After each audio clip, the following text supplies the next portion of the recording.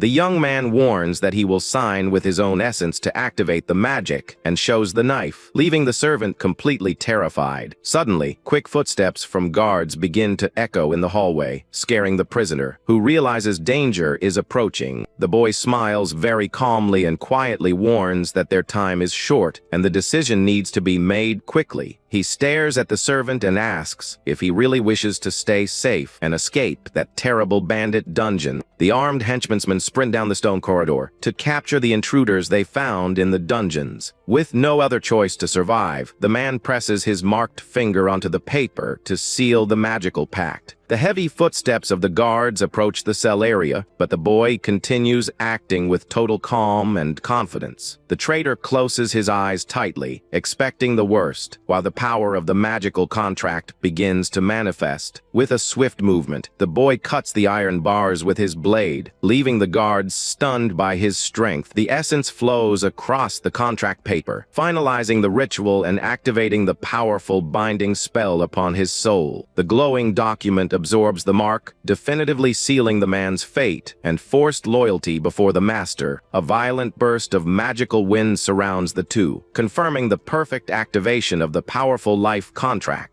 The young master gives a confident smile upon realizing his domination plan was executed with absolute success. The henchmen arrive at the location and yell furiously, asking who they are and how they managed to escape their locked cells. Isaac prepares for combat and begins channeling his powerful ice magic before the approaching enemies. He delivers an extremely fast strike that hits the faces of all the guards simultaneously with freezing shards. The enemies collapse unconscious on the stone floor without being able to show any kind of reaction against the boy's magic. Bill asks in terror if the men had passed away, but Isaac calms the servant by saying they merely passed out. The man is left in a complete state of awe and wonders how a child could be capable of performing such an incredible feat. The boy holds the beautiful glowing blue crystal in his hand, demonstrating total control over the properties of that magic. He simply answers that this is the true power of ice magic, which he has trained intensely in for so many years. The two begin to walk through the immense underground water channel of the castle sewer, looking for a safe way out of there. The boy guides the servant through the dark stone corridors, while holding his glowing blue crystal to light the route. The man praises the boy's magical skill and confesses that this was the first time he had seen the rare ice magic in action. The servant comments that that this element doesn't seem very practical, but the young master firmly pushes back on his opinion. He calmly explains that the usefulness of ice magic only seems limited to minds that look merely at the surface. The servant listens to the explanation with deep attention, feeling that this child's intelligence is something extraordinary in the world. Far down the stone corridor, they spot another guard watching the area and decide to come up with a quick attack plan. The boy asks the man what is necessary to create ice, leaving the servant extremely confused by that question. The young master insists he guessed the answer, and Bill hesitantly takes a chance, saying he needs water. The boy confirms the answer by showing a sphere of water floating in his hand and explains how the modeling of the liquid works. He details that the water needs to go through 4 well-defined and rapid physical processes to transform into ice. He explains that performing all these steps at once requires a lot of mental precision. While the servant watches with concern, the lookout guard notices a slight movement in the shadows and quickly turns around to try and find out who is nearby. Without wasting time, the boy dashes forward and fires his ice spell directly toward the adversary. With a focused gaze, the boy prepares the final stage of his spell to ensure the enemy falls silently. The blast of cold wind hits the target with extreme precision and freezes the air around the opponent in a fraction of a second. The guard's eyes widen in absolute terror as he realizes his entire body is becoming completely paralyzed. The opponent collapses, totally frozen on the stone floor of the sewer, a victim of the boy's powerful phase transition spell. The young master explains to the servant that because it requires so much concentration, this magic is not the best option for close-range fights. He silently reflects that if he did not possess his rare bodily constitution, he certainly would never use ice magic. Isaac holds a glowing ice mana stone that he retrieved from the lifeless body of the Spider Queen. He knows the rare item has high academic value and can be sold for a great market price. Bill questions the reason for using this complex magic, and Isaac replies that few understand how it works. The boy explains that the injuries look like regular trauma and that melted ice leaves no trace.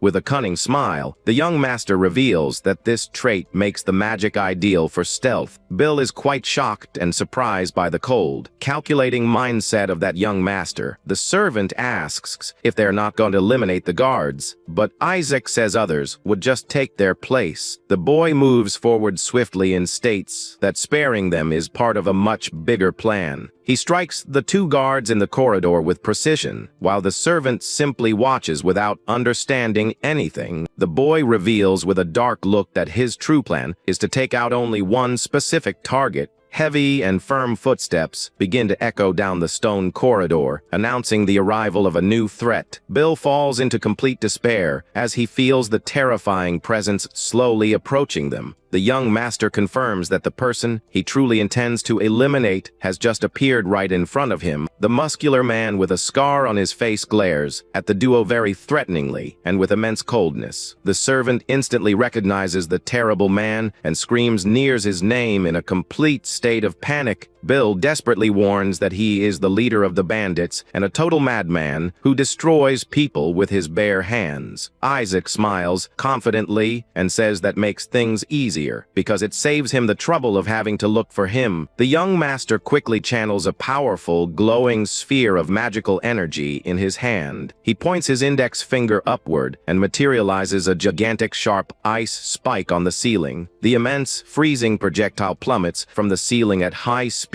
directly toward the enemy leader. Niers watches the lethal attack coming his way, without showing any kind of fear or hesitation. With an extremely brutal and devastating punch, the leader shatters the ice spike into dozens of pieces. Bill is in disbelief seeing the strike undone with bare hands, and Isaac deduces he came from the northern tribes. The servant yells desperately, saying the monster is going to tear them apart, while Niers complains of a slight H. Bandit leader commands the attention of the 2 invaders, very imposingly in the middle of the hallway. The man says they will be perfect merchandise to complete his special dark magic bath. He adds with a sadistic smile that a mage like Isaac will be an excellent ingredient for the ritual. The villain advances intimidatingly, while Bill begs desperately not to end up as a victim. The leader extends his gigantic, terrifying hand toward Bill with extremely lethal intentions. The servant cowers in fear and cries out that he is just an ordinary human who shouldn't be there. Suddenly, the villain's gigantic hand stops mere millimeters from the man's face, completely paralyzed in midair. Bill slowly opens his eye in fear and is confused to notice the enemy suddenly stop the attack. A massive ice spike pierces through the bandit leader's chest from behind, causing a huge mess. The servant realizes in amazement that this attack is the same spell the enemy had blocked earlier. The young master reveals that he actually controlled the ice shards on the ground to deliver the definitive strike. The big villain coughs and lets out a weak sigh upon realizing he has been completely defeated.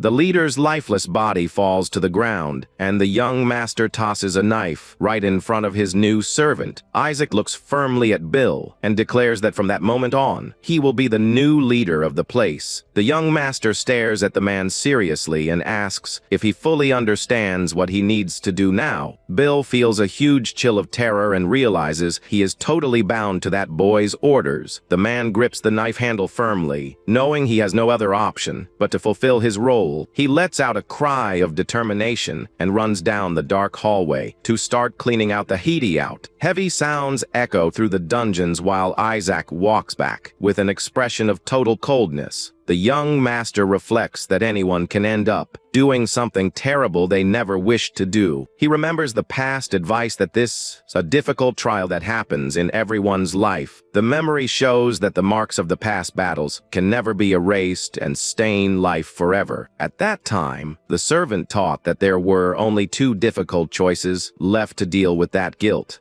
The options would be to drown in one's own regret or keep fighting for the lives of those who are gone. The caring maid held the boy's hand very tenderly to try and comfort him on that cold day. Back in the present, the young master stares into the void, determined to move forward carrying his destiny. He remembers that in the past, Annette said those words while grieving the loss of her friend Clara. Isaac decisively continues on his way back because he knows he doesn't need to hear the same advice twice. The carriage with the rescued maids begins moving quickly back toward the grand castle. Inside the vehicle, the servants stay together and finally start to feel safe after so much suffering. Young Annette watches her companions with a thoughtful look and a chest full of immense relief. The young master assured himself in his thoughts that, in this new life, Annette would not lose her dear friend. In a memory, the young maid enthusiastically mentions she heard the southern nobles are looking for wives. She explains that the southern nobles want to marry beautiful young women from other distant regions. The other girl is quite interested in the story and confesses she would like to try her luck in the south. She reveals secretly that there is a man who charges coins to take them safely down to the south. The young dreamer invites Annette and Hild to go along with her in search of a better life in the south. Annette turns down the invitation immediately, explaining she still needs to take care of her dear elderly father. Back in the office, Annette tells Isaac that after the two left, they never sent word again. Isaac concludes that this matches what Bill said and asks if she was captured while trying to look for them. The young servant nods her head, showing that the young master's terrible assumption is real. She tells him with great sadness that the two friends had already completely lost their sanity in the sewers. The young master listens to everything seriously and perfectly understands the reason for such enemy cruelty. He reflects on the cruelty of that macabre sewer and thinks about how it must have been a total nightmare. Annette surprises the boy by revealing that she actually could have escaped the hideout at any time. She explains in detail that the iron door of the cell where they kept her locked up was already quite damaged. The memory shows the young maid easily pushing the broken bars of her dark captivity. Suddenly, she heard a low cry coming from another cell and decided to investigate the source of that sad sound. Looking to the side, Annette came across her dear Aunt Clara locked up and crying desperately. She lowers her head with great sadness, thinking about what would have happened if she stayed there more days. The young woman's heart tightens, remembering that she almost made the cowardly decision to leave her friend behind. Isaac stares at the young woman's reactions with his deep blue eyes, analyzing every detail of that confession. She admits with a lot of guilt that she almost caused Clara's end, but Isaac finally understands the whole picture. He thanks her for her honesty and acknowledges that remembering that difficult moment must be very painful. The maid decides to reveal one more important detail that has been tormenting her thoughts lately. She says that when the bandits decided to set them free, she and Clara were extremely happy. However, Hild was trembling in terror and said she would surely meet a terrible fate if she returned to the mansion. Annette explains that Hild's terror didn't seem to be just the simple fear of receiving a regular punishment.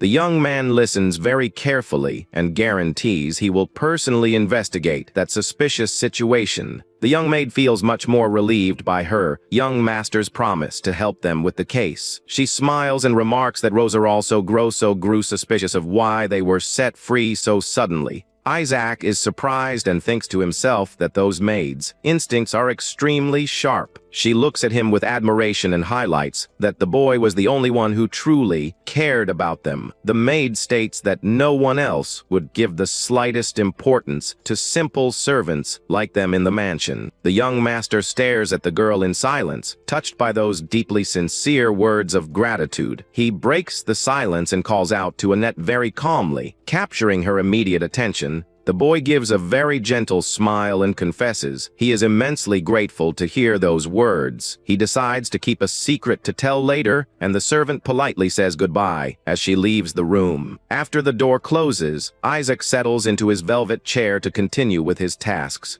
A beautiful smile appears on the young master's face as he reflects on the discoveries he made that day. He notices huge hidden potential in her and thinks about teaching her to use real magic in the future. The day dawns sunny and bright, revealing the imposing stone structure of the family castle. In the courtyard, two maids start gossiping about the mysterious return of the servants who had vanished. They mention that the young master faced off against the head butler to keep them safe in the mansion. They laughingly wonder if the boy might be interested in them because of his current transition age. Meanwhile, the butler enters a storage room carrying supplies for the castle. In the bandits' hideout, Bill lightly pats a box of local supplies. He arranges the stack of boxes in the storage room when he notices other henchmen approaching him. One of the men respectfully greets him, asking if he has already arrived at the workplace. Bill quickly wipes his hands to hide his nervousness in front of his new subordinates. He complains irritably and orders them not to call him boss, because the true leader is actually someone else. He remembers when Isaac explained that new criminals would always emerge to dominate the sewers. The boy concluded it was much better to keep that criminal faction under his own control and management. The man grabs his head in worry, knowing he will be the first to fall if a rebellion occurs. Bill sits frustrated on a bag of supplies, trying to digest his terrible situation. He asks if the former boss used the gang members just as spies inside the large mansion. The man cracks a smirk as he notices the late Nears was not just a complete lunatic. The henchman continues the report, revealing that the former leader always used to prepare a special offering. Bill turns around quite confused and immediately asks what kind of offering he was talking about. The subordinate explains that every year the former boss prepared a special bride intended for a knight. He is surprised to discover the faction secured that hideout because the knights covered for them. A few days after all the revelations, Isaac is in his resting room in the large mansion.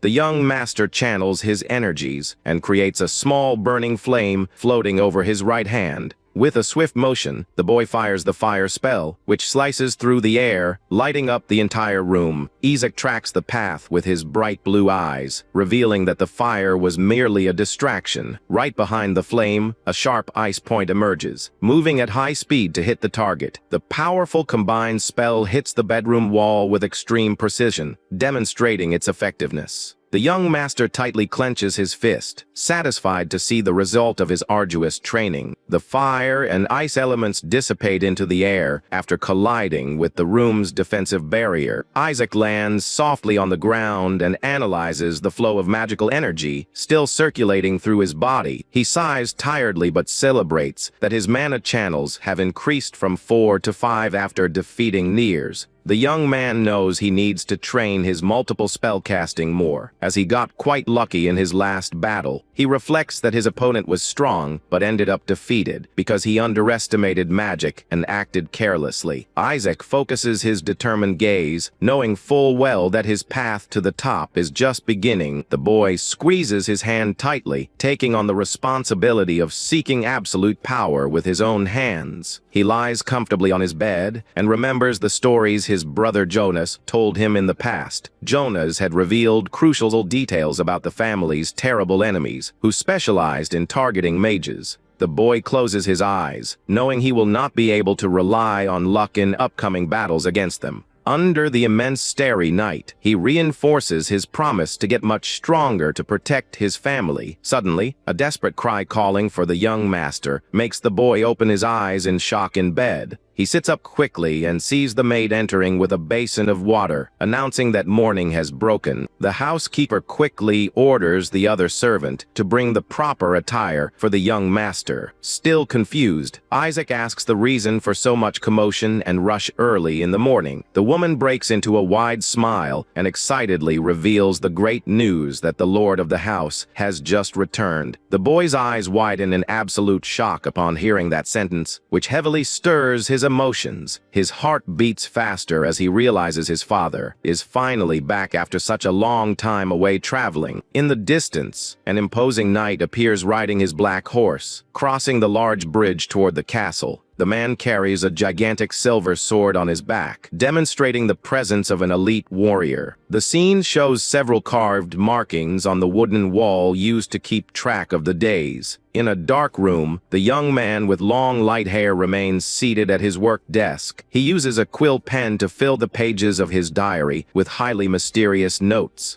The door to the chamber suddenly opens with the arrival of the lord, who carries a large sword in his hands. The lord of the house focuses his surprised gaze toward the desk as he notices the unexpected presence of his son. The knight observes the person in the room in surprise and questioningly asks for his son Isaac. Two silently face each other in the middle of the room, establishing a very tense atmosphere. Isaac stares at his father's boot, while some shards and leaves fall to the floor, completing that mysterious scene. The count helps his son in the dark room, cutting his silver hair very attentively. The father says that if this is truly his wish, he will respect the choice without hesitating for a second. He adds with sorrow that he can guarantee everything will end peacefully and without any suffering. Older Isaac, with wrinkles on his face, watches the situation, showing a very tired and melancholic look. The count continues carefully cutting his son's long hair, who remains in absolute silence. The father asks one more time if this is what he really wants, and the young man answers, firmly confirming. The count emotionally hugs his son and says that will be the last time their paths cross.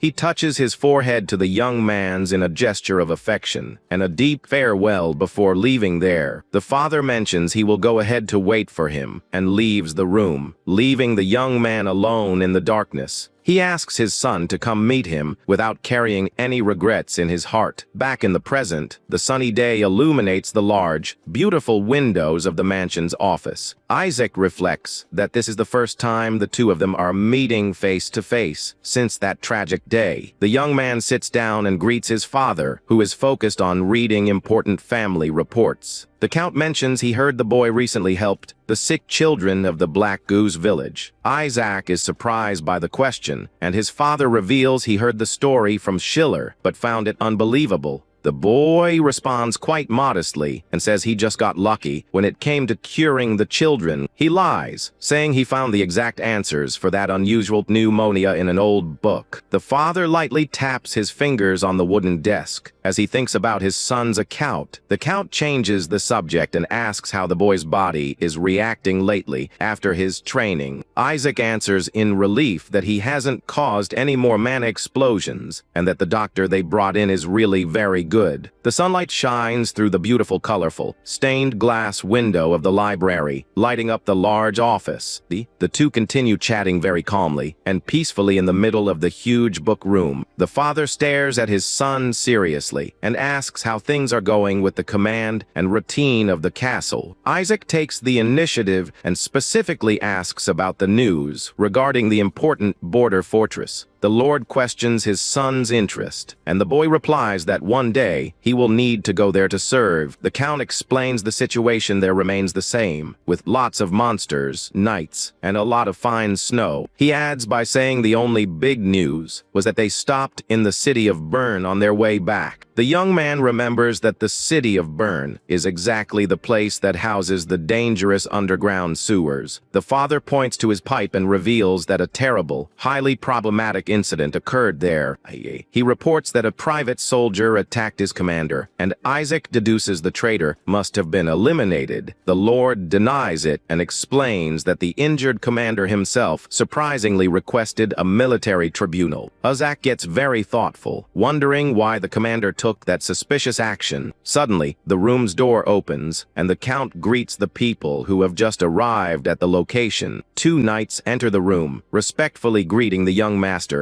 and praising his growth. Isaac watches the two men out of the corner of his eye in a very analytical and silent way, trying to read their minds. One of the knights, wearing a headband, smiles friendlily at the boy without suspecting his suspicions. The Lord authorizes Fickle and Randolph to enter and politely dismisses Isaac so he can go rest. The boy accepts his father's order immediately and leaves the room, closing the large, fine wooden door. Upon leaving, he hears the voice of one of the men demanding the court martial be convened as quickly as possible. The man insists the traitor needs to be taken out soon to maintain the soldiers' military discipline. The Count thinks he is acting in too much of a hurry and asks Randolph if he agrees with the execution. Randolph calmly answers that he only follows all orders coming directly from his commander-in-chief. The other man sighs and mocks him, asking if he really says that even after the captain ripped off his ear. Outside, Isaac walks thoughtfully down the hallway, trying to unravel the secrets of those two men with his bright blue eyes. He analyzes the facts, knowing the secrets of the border are involved. The boy remembers that the crests on the clothes of those two men indicate they are border guards. He intelligently deduces that the injured man named Randolph is the main victim of that false mutiny.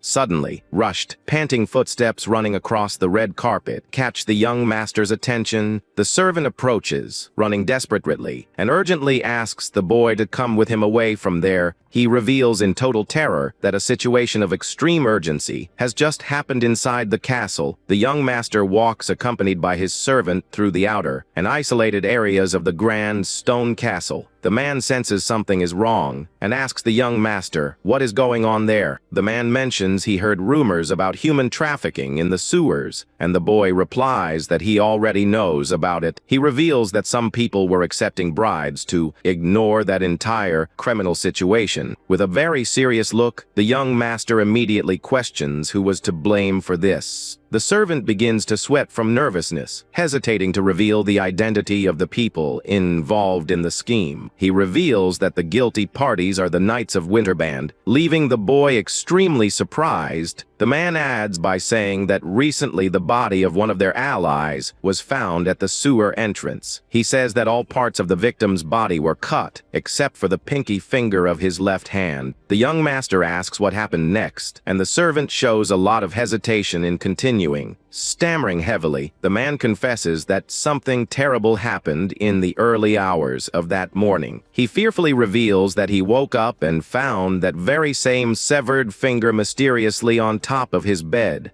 The man says the enemies sent a direct warning message through one of their subordinates. The threat stated that if the bribe payment was not ready within a maximum of 2 days, the situation would get worse. The servant panics as he realizes his own finger will be the next to be cut if he fails. He begs for help and blames the boy for putting him in that dangerous position of leadership. The young master maintains a calm expression while coldly analyzing the gravity of the entire situation. He asks if anyone witnessed the attack, and the servant replies that there was an eyewitness. The witness reported that a quick flash of a sword appeared before their eyes, and everything ended in an instant. The only striking detail they could remember was that the attacker wore bandages wrapped around his head. The boy narrows his bright blue eyes as he recognizes that rather peculiar physical description. The boy simply says he understands the situation, leaving his servant outraged by such coldness from him. The young master begins to walk away slowly and calmly tells the servant not to worry. The boy guarantees with total confidence that the man will not perish, ensuring the protection of his life. He recalls that his father returned bringing the 2 knights who requested the military trial. On the way, they stopped near the sewer and eliminated one of the criminals to serve as an example to the others. The entire physical description given by the witness perfectly matches the appearance of that border knight. The young master clenches his teeth in anger upon realizing the audacity and betrayal of his own guards. He walks with firm, furious steps, thinking about the hypocrisy of those supposed border knights. He concludes that if it is all true, they are nothing more than an incurable disease that needs to be cut from the kingdom. The young master approaches the dungeon, immediately drawing the attention of the guard on duty with his footsteps. The sentinel is quite surprised and asks what would bring the young hare down to the depths of the dungeons. The boy directly questions him, but the presence of the prisoner condemned to the end for committing a rebellion. Inside one of the darkest cells, the criminal waits, chained by his terrible final fate. The young master firmly declares that he came there exclusively to have a conversation with the prisoner. The chained man opens his eyes, revealing an extremely sharp and intimidating gaze in the darkness. The boy reveals that his goal there is to confirm if the knights truly have a connection to the bandits. Before the bars, he asks directly if the man knows Niaz's feared criminal organization. The boy adds by saying he heard about their involvement with the terrible human trafficking. Upon hearing that revelation, the prisoner reacts immediately, clenching his fists with great force. He glares at the young master with an extremely dark and hostile look, maintaining absolute silence in the cell. The young master observes the physical details of the prisoner and feels that his face looks quite familiar. He asks if the man knows about the mysterious connection between the city sewer and his military commander. The chained man just keeps his lips sealed, refusing to answer the boy's questions. The man moves his heavy iron chains and coldly warns that he will say this only once. Suddenly, he lunges forward aggressively and grabs the iron bars, startling the young master in front of him.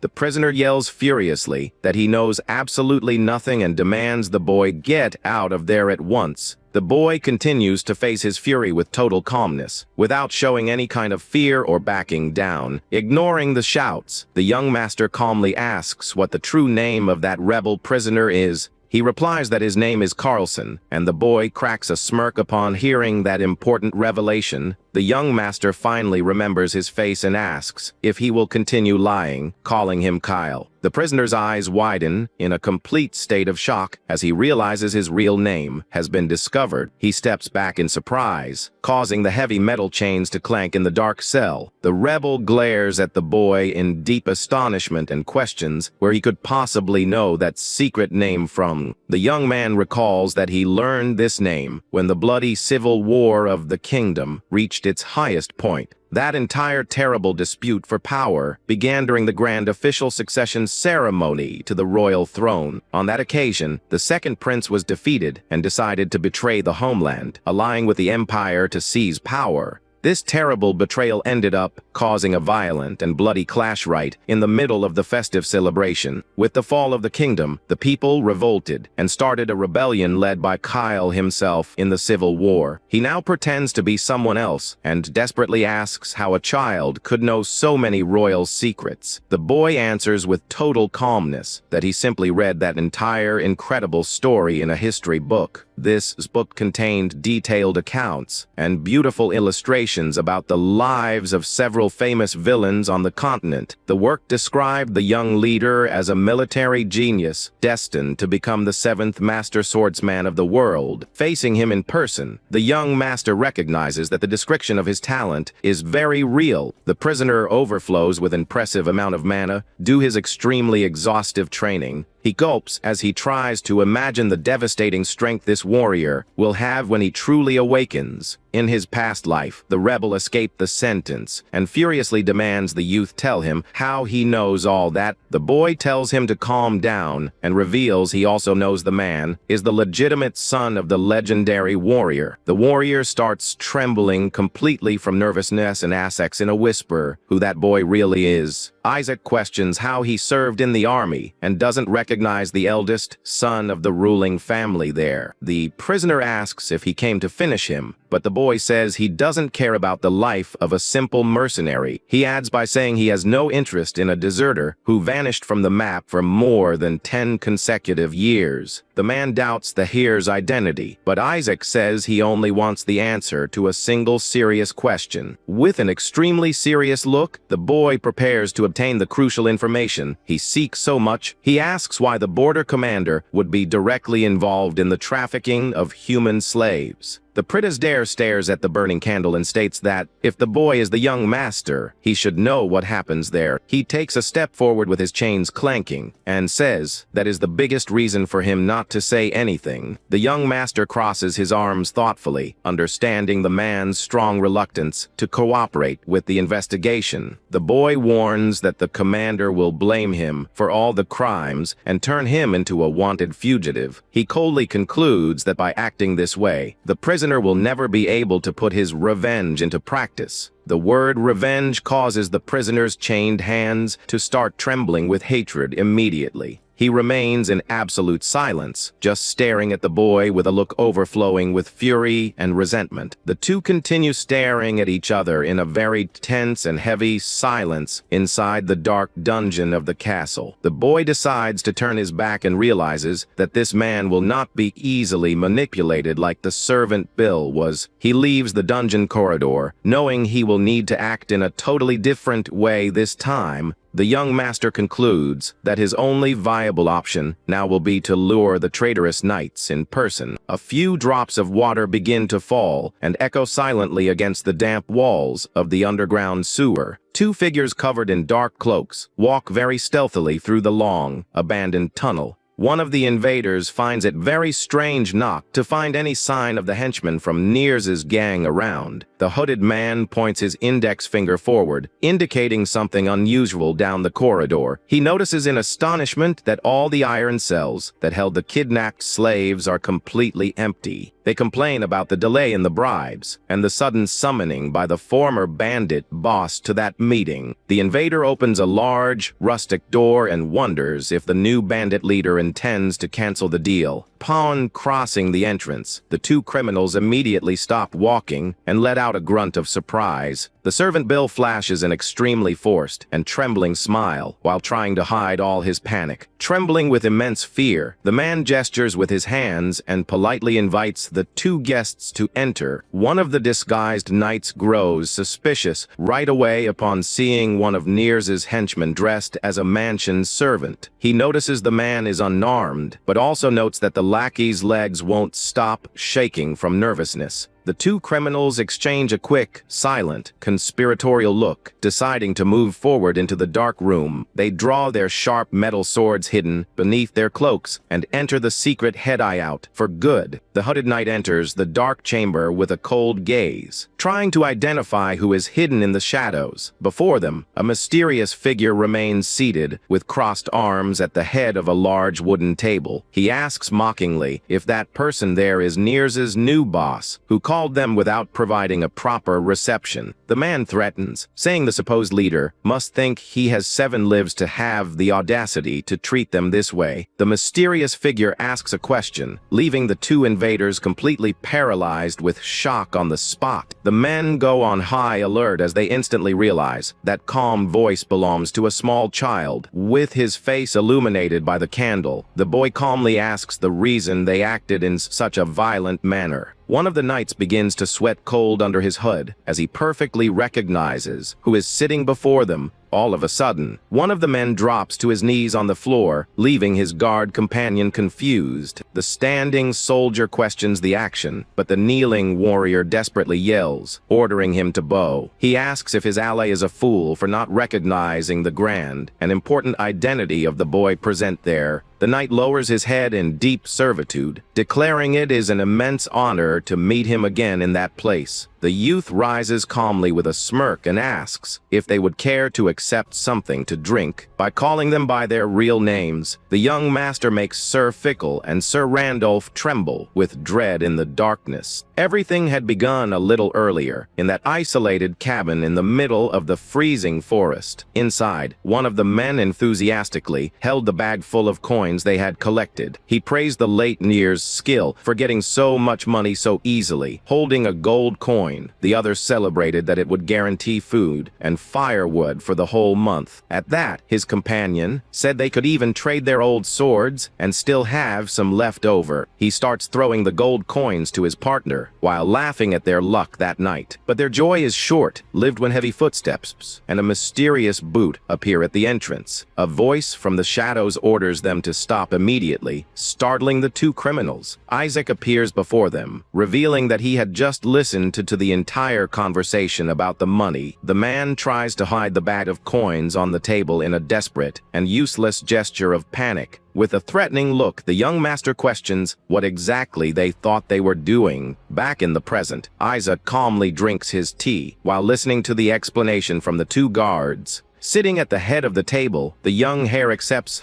that they truly had their reasons for that. They say that Commander Gothi is a very strict man and acts only as the shield of the North. They admired his honor, but they couldn't simply watch their soldiers suffer from starvation. With no way out, they decided to extort the bandits to make up for the lack of resources and protect the region. Fickle eagerly agrees and says that was exactly their plan all along. The young heir listens to everything with his eyes closed and prepares to give his final verdict. He opens his striking blue eyes and coldly pronounces the names of Fickle and Randolph. To the complete despair of the 2 knights, Isaac decrees that the penalty for their crime is their definitive end. The boy warns that they will be handed over to a military court because his father would give the exact same verdict. Fickle loses his patience and slams the table, asking if the boy still hasn't understood their pain. The angry soldier looks back and concludes that a brat like him would never comprehend their suffering. He asks if Isaac has ever felt extreme hunger or seen his allies fall to the cold without decent weapons. The young master stares at him without any emotion and answers very directly that he has never been through that. Isaac stands up and says that Fickle is just piling up empty excuses for his mistakes. The heir questions the kidnapping of civilians, and Fickle quickly blames Nears for having acted alone. The boy remains standing, staring at the traitors with an extremely severe and dominant look. Isaac asks if he really believes he hasn't crossed the same unforgivable line as the bandits. Fickle becomes completely furious when he realizes that the young heir will have absolutely no mercy on them. He clenches his fist in anger, noting that he was a fool to expect any understanding from that boy. The traitor orders Randolph to stand up so they can fight like Gothi's true swords. With a fierce look, Fickle draws his metallic blade, willing to eliminate the young master right there, and then he points the sharp sword at Isaac and guarantees he will strike down anyone who gets in his way.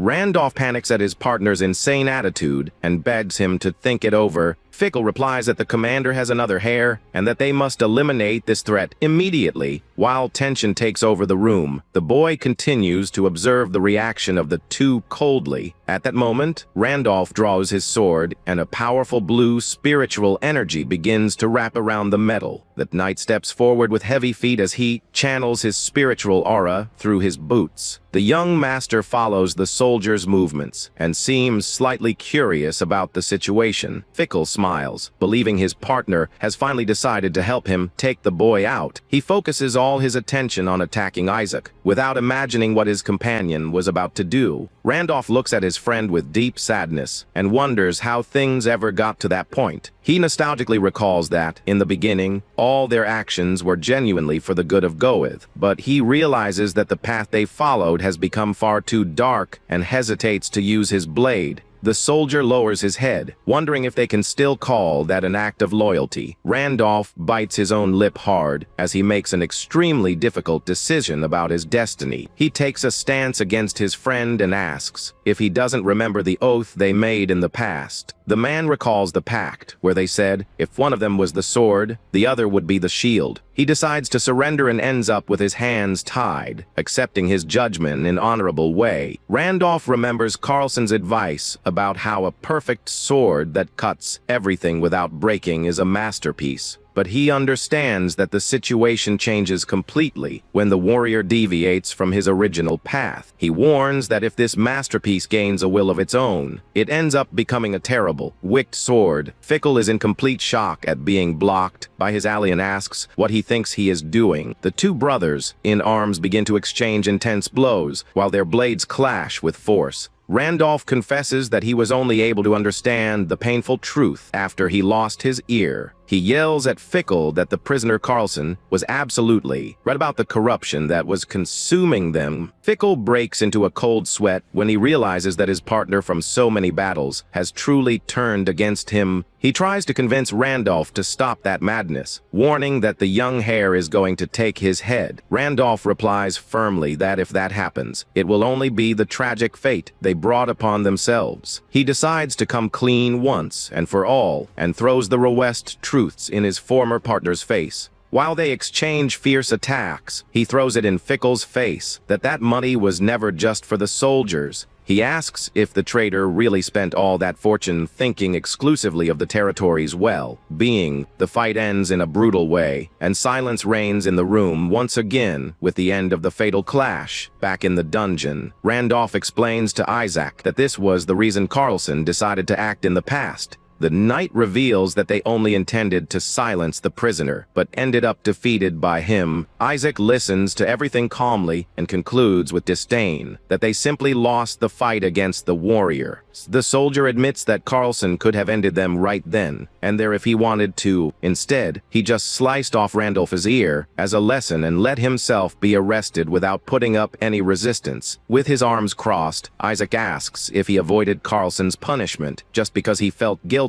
Randolph lowers his head sadly and remains in absolute silence. When confronted with this truth, he trembles nervously and confesses in a low voice that he is extremely worried about the future that awaits him. The man wonders what will happen to his beloved family if this whole story of betrayal comes to light. Isaac looks at him seriously and says that the knight probably understands the consequences better than anyone. Randolph shudders in panic at the boy's coldness and feels the terrible weight of his past choices. In the corner of the room, the servant Bill holds the bag with Fickle's remains and desperately thinks about escaping from there. Isaac keeps his eyes fixed on the prisoner and begins to come up with a strategic plan to resolve the situation. He calls for Sir Randolph in an authoritative way that makes the knight pay immediate attention. The young hare asks directly if he would be willing to pay for his serious crimes in another way. Randolph raises his head in surprise when he realizes that the boy is offering him a valuable chance at redemption.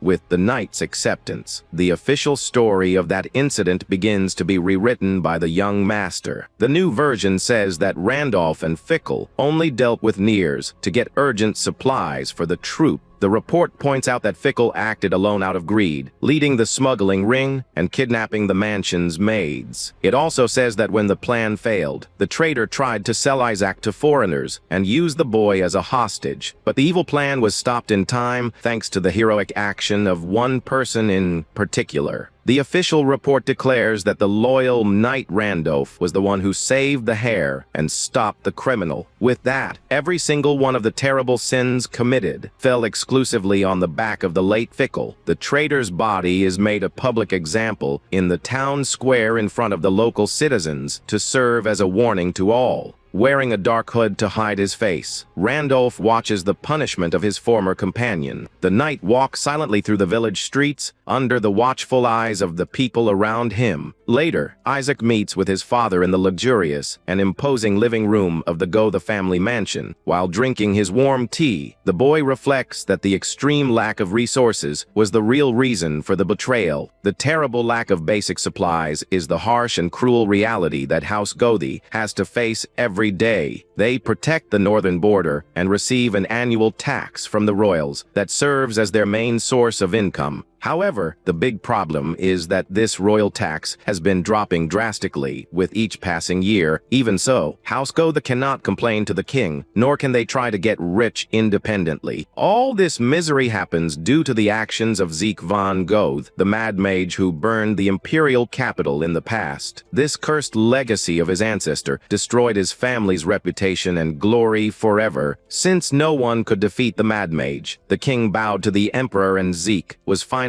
taken down by the knights. After that, the kingdom became a vassal state and House Goth lost its ducal title, becoming just a county. Being exiled in that desolate northern land, any attempt to accumulate wealth would be viewed with extreme suspicion. The royals would see this as treason, making the maintenance of the current system the safest path for survival. However, Isaac calmly reflects that this hasty conclusion might be a huge mistake on their part. The boy warns his father and the advisor that this old line of reasoning is just a baseless assumption. The count widens his eyes in surprise upon realizing the boldness and great intelligence behind his son's words. Isaac explains that the kingdom's finances weaken every year, and that the shield tax will continue to fall along with them. He asks if the king would really be suspicious, or just relieved to see House Goth becoming self-sufficient. The young master decides to come clean and exposes the Rawast truth about their territory's real financial problem. Isaac states that the real obstacle was never a royal ban, but rather the fact that they never found a solution. Schiller intervenes, remembering that they are completely surrounded by infertile lands and dangerous enemy forces. The Count reflects deeply on the points raised by his son, while resting his chin in his hands. He admits that the boy's ideas make sense, but demands that he present something concrete to solve the crisis. The head of the family crosses his fingers and warns that such a proposal will only have value with a viable action plan. With a piercing look, the man directly asks if the boy is capable of providing this saving answer.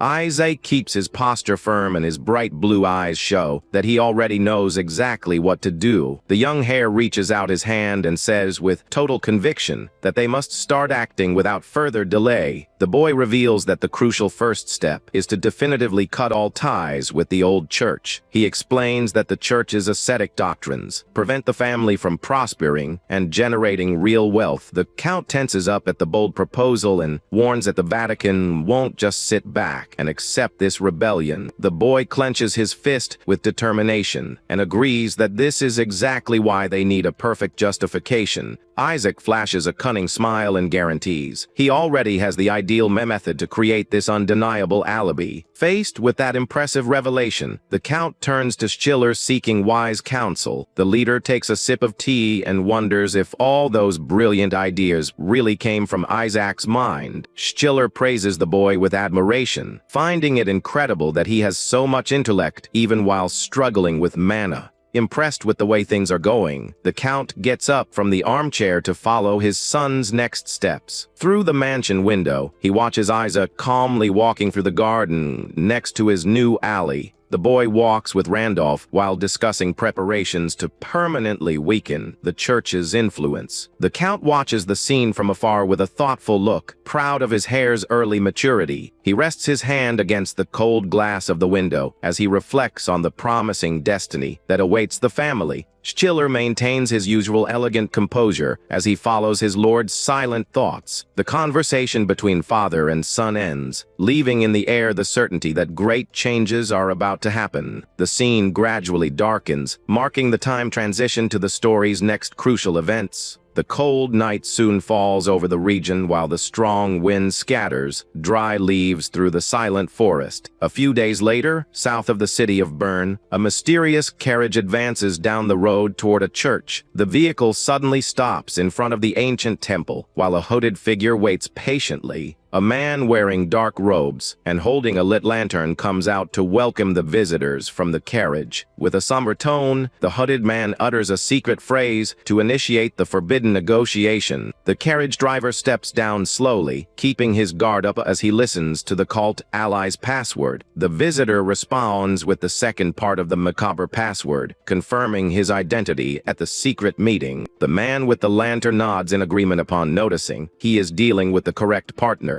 He orders them to bring the promised merchandise right away, so they can start the terrible dark ritual. Two hooded men drag a fully tied up young boy with silver hair out of the carriage. The boy is brutally pushed by the henchmen, unable to fight back due to the ropes binding his arms. The leader questions if that fragile boy is really the noble offering that was promised for the ritual. He brings the lantern light closer to the hostage's face to personally verify the victim's identity. The man shows a deformed and scary smile while savoring the victory of that cruel kidnapping. The light-haired boy remains gagged and silent, showing no panic in front of the cultists. The kidnapper orders the servant to bring the true valuable reward that was promised in the deal right away. He arrogantly guarantees that the feared goddess of fire will welcome that noble offering with open arms. The group begins to guide the young victim into the dark interior of the religious temple, where they will perform the ritual. The elderly woman wearing a dark robe welcomes the group, stating that everything is happening according to her goddess's will.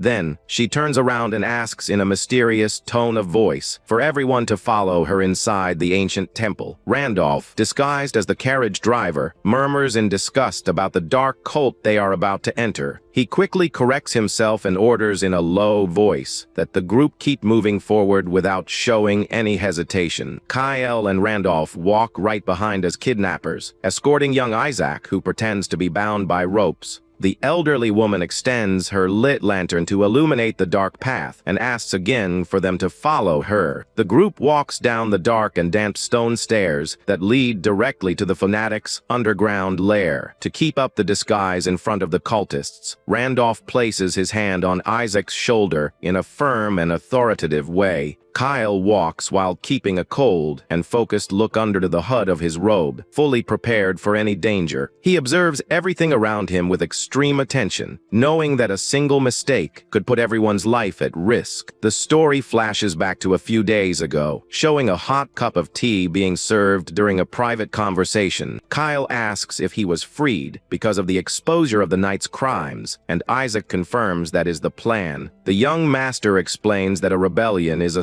serious offense, and therefore the warrior lost his leadership position. Kyle replies calmly that he didn't even know he held such an important rank in that army. He pauses briefly before bringing the cup to his lips. Intrigued by the boy's next words, Isaac asks with a friendly smile if he knows that tea, revealing that the drink is native to his homeland. The warrior looks at the drink in surprise upon realizing the young heir knows his true foreign origin. Kyle places the cup back on the table and directly questions the reason he wasn't reported to the authorities. He reminds the heir that the boy knows very well his real name isn't Carlson. Isaac confesses that he needed to keep this secret hidden so he could use his skills at the right moment. Kyle starts breaking a cold sweat at that revelation, unable to understand what that boy is planning. The young master advises the man to focus on his own goal instead of trying to guess other people's thoughts. He asks if Kyle isn't after the life of that greedy old man who destroyed the family he tried to build. Isaac reveals the target's name as Viscount Klaus von Bottmer, leaving the warrior completely shocked. Kyle asks, startled, how the boy knows this, and why he isn't trying to stop his revenge. The warrior explains that his target is an important noble in that kingdom, while he himself is just a foreigner. Isaac reveals that what he really needs is a perfect sword that possesses an iron will of its own. He promises that if the man lends him his legendary strength, he will ensure the desired revenge is carried out. Kyle stares at the young hare in silence, realizing that this is an offer for an irresistible partnership. Back in the city of Bern, a preacher yells in the middle of the street to grab the attention of all the local citizens. The fanatic man screams with all his might about the terrible threats that are plaguing the region. He warns that black magic is spreading like a plague, and that the cultists are committing cruel and unforgivable acts. The preacher orders everyone to seek salvation in faith and not in a feudal lord who merely watches everything without acting. Inside a carriage passing through the area, Kyle observes the man and comments on the fanatics of the old church. Randolph complains that the church charges heavy taxes from the family, but continues to defame the Lord of Goeth in public. Isaac interrupts the two allies' discussion, saying that this subject isn't the most important right now. Randolph asks worriedly if the young master is absolutely sure about offering himself as bait for the ritual. The hare explains that the cultists seek notoriety and that there is no more attractive bait in the north than him. Kyle warns that they have no idea of the mortal dangers awaiting them inside the lair of those fanatics. Randolph reinforces the scary rumors about cruel rituals and asks if it's really worth risking his life. Isaac ignores the warnings and questions if the old church is truly providing financial support for that dark cult. The boy's blue eyes shine with determination as he analyzes the details of the conspiracy in his mind. Kyle comments that the coins they used to bribe the guards came directly from the cursed cult's coffers. The young master agrees and confirms that this is exactly the official version they will present to the kingdom. Isaac recalls that Nier's coins were of high quality and minted by the royals, something impossible for a bandit. Randolph agrees that the origin of those gold coins is very suspicious and indicates the presence of a powerful ally. Kyle theorizes that only the old church would have this access, but questions if this proves a direct link to the cult. Isaac asks with disdain if the warrior really intends to cling to such a fragile and meaningless hope.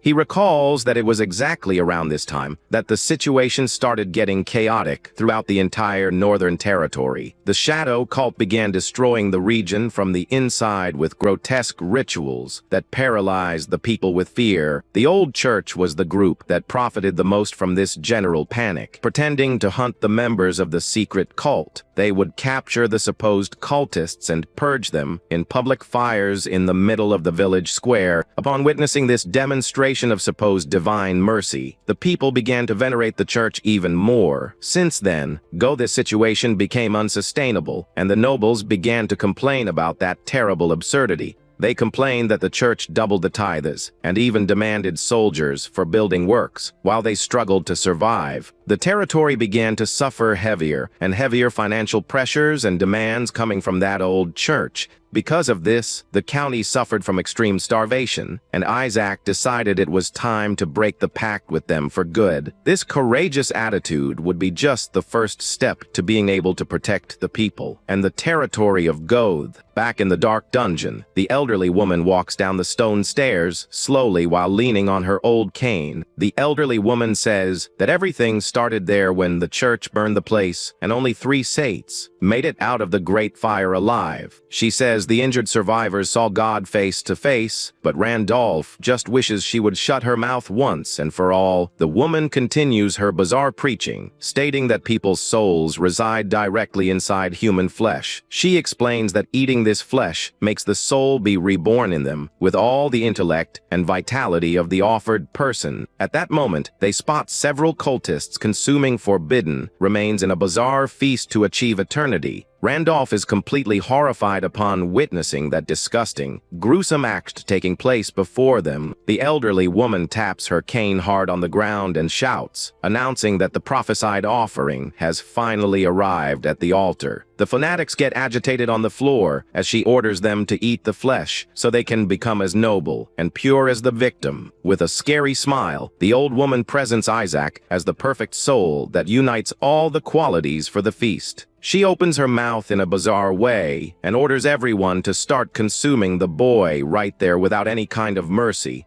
Randolph loses his patience and kicks the elderly woman away, saying he can no longer listen to so much madness and nonsense. He yells in annoyance, asking Isaac how much more of that bizarre craziness they will have to endure in that hole. The knight steps forward and starts untying the fake ropes that bound his young master's arms to initiate combat. Isaac removes his gag and sighs in relief, seeing that Randolph has finally acted and taken the attitude he expected. The young master calmly orders his allies to only engage the cultists, who try to attack them first. The cultists back away in terror upon realizing the supposed victims are actually relentless warriors. Isaac seriously warns his partners not to forget the real strategic plan that led them to that location. The boy sighs in relief upon seeing that Randolph finally managed to take down the old woman and assume control of the room. The warrior takes a stance with his sword in hand and reinforces that they must only eliminate those who try to start a fight. The old woman lying on the ground screams full of hatred, promising that a terrible curse from the goddess will fall upon the invaders.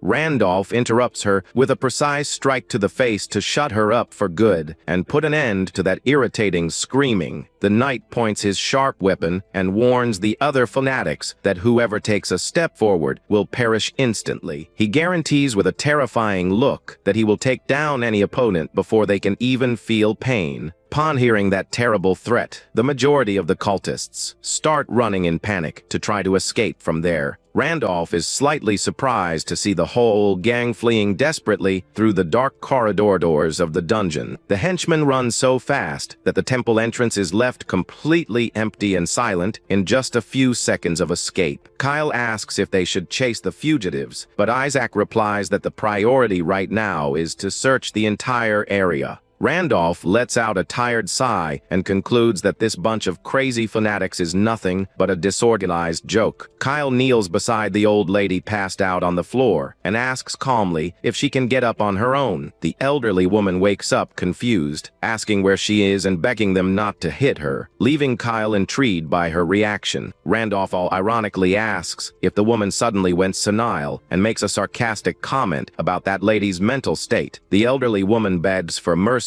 mistaking Isaac for a subdeacon, but the boy just calls her mom in a friendly way. The young master bends down patiently with a gentle smile and asks where this elderly lady's real residence is. A short time later, the group arrives at the humble wooden cabin located in the slums south of the great city of Bern. As they enter the residence and look at the attic, the knights are paralyzed with shock at what they just found. Before them appears a chest overflowing with a massive pile of gleaming, high-quality silver coins. They find it unbelievable that such a poor and humble lady kept such a huge fortune hidden in her attic. Randolph pushes his greedy partner away and asks if they are sure that this money belongs to the royals. Isaac gives a positive nod, confirming that his loyal knight Randolph's suspicion is correct. The boy analyzes the coin very closely and guarantees that the official seal engraved on the metal belongs to the royal mint. He celebrates that they got the proof linking the cult to the church, but is interrupted by knocks on the door and a voice calling. Suddenly, the cabin door opens and someone announces out loud that they are entering the humble room. The newcomer's voice echoes through the house as he kindly asks if the elderly lady is feeling well. Upstairs, Isaac widens his eyes in complete shock upon recognizing whose voice that is. The boy immediately realizes the person who just walked in is actually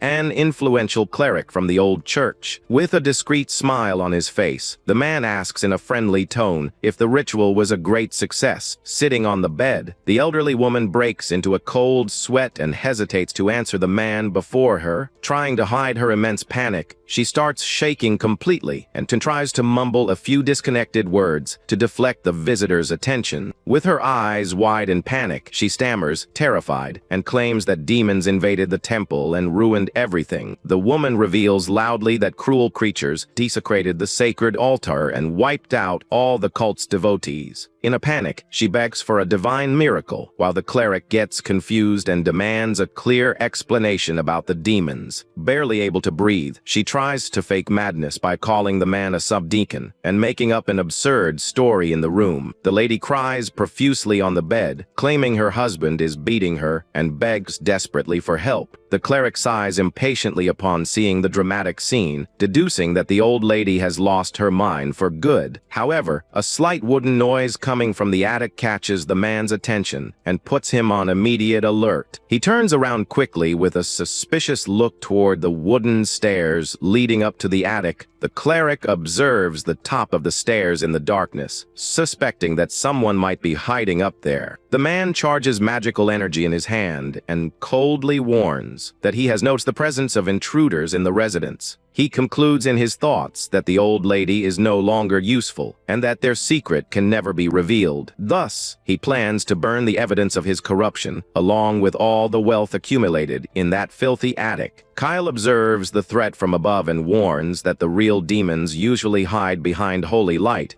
In the blink of an eye, Kyle appears behind the cleric with his sharp blade pressed against the traitor's neck. Trembling and sweating in terror, the cleric tries to threaten the warrior, warning that the Vatican will avenge his demise. Isaac starts walking down the wooden steps calmly, commenting that he finally remembered the man's identity. The young master flashes a smirk and greets the traitor in a cynical way as he approaches in the living room. Time jumps to the next morning in the imposing city cathedral, where the subdeacon appears tied up and captured, bound to a wooden chair with heavy ropes. The corrupt cleric no longer has any way to escape from there. Crying in despair, the prisoner starts to confess that the old church wanted to expand its influence in the territory. He reveals that, to achieve this goal, the bishop ordered them to create a fictional villain for the people to fear. For this, the man created a new doctrine and incited the needy wanderers to found that terrible cult. The subdeacon admits with bitterness that it was this conspiracy that gave rise to the terrible cult that terrorized the region. Randolph comments indignantly that this was the worst confession he has ever heard and asks what they will do next. Isaac maintains a cold and thoughtful expression, knowing this confession is the card he needed for the game. The boy decides that the advisor's chiller will take the prisoner to cathedral so they can begin official negotiations. The tied-up cleric spits on the ground and laughs, saying that the bishop will surely punish the Goethe family severely. Suddenly, the prisoner's eyes widen in terror as he notices a grave danger approaching in the darkness. Isaac stares at him extremely coldly, completely unfazed by the traitor's desperate threats. The subdeacon lowers his head in defeat, noticing that his tragic fate has already been completely sealed by the boy. Night falls over the territory, and the dark sky brings an atmosphere of mystery and imminent danger to the events. In the silent dungeon, a lone candle burns and casts flickering shadows against the cold stone wall. Slow and mysterious footsteps begin to echo through the corridor as a hooded figure approaches the cell.